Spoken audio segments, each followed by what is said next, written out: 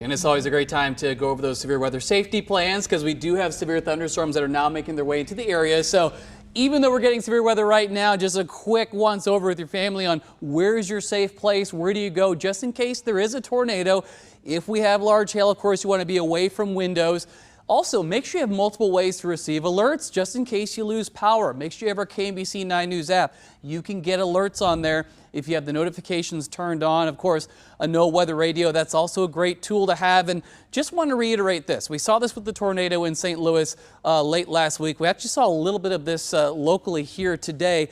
Our vehicles sheltering under overpasses. You don't want to do that. That's dangerous. The wind can actually increase under overpasses. Of course, visibility when that's low with all the heavy rain, that can lead to accidents. So something to think about as well. Do not shelter under an overpass. That can just really make things even more dangerous. All right, let's talk about what's happening right now on radar because there's a lot going on. We have thunderstorms right here into the metro area.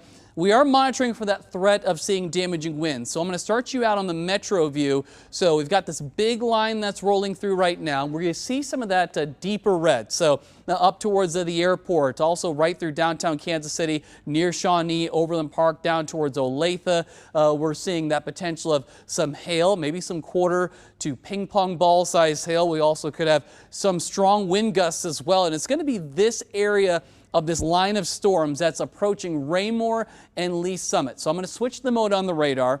So we're going to switch it over to, this is going to be the wind. So you're going to see some of that brighter green.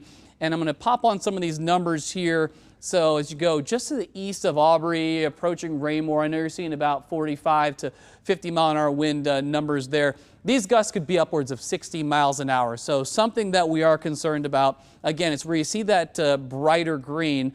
And this thunderstorm is actually lifting towards the northeast at about 60 to 65 miles an hour. So here's a track on it. Main threat with this storm is going to be strong wind gusts up to 60 to 65 miles an hour. So approaching Lee Summit West High School, 426, so just a few minutes for you. Greenwood, 429, so about 5 minutes. Again, 60 mile an hour wind gusts, maybe 65 mile an hour gusts are a possibility. Lake Lotawana at 436, about a little more than 10 minutes for you. And approaching Independence Cable Dahmer Arena there at 436. So we're monitoring, again, that potential of seeing some very strong wind. Otherwise, beyond that, just seeing plenty of thunderstorms that are now developing, plenty of lightning too, more than 2,000 strikes. That is a strong indicator of an intense line of thunderstorms. And as far as what you can expect with the timeline here, next few hours, now through about 7 o'clock, greatest risk of large hail. There could be a few tornadoes in the mix. Reminder, we do have a tornado watch until 9 o'clock.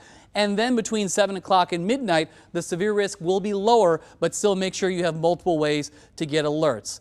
Your 9-day forecast. Let's look forward here. Heading through the week into the weekend, we will see our temperatures on the cooler side. There might be a few leftover showers tomorrow, but in general, we're trending much drier. So that's why we've allowed that weather impact for tomorrow to be dropped because the bulk of the day should be dry. We'll get the sunshine back on Wednesday and Thursday, middle to upper 60s for highs, cool mornings in the 40s.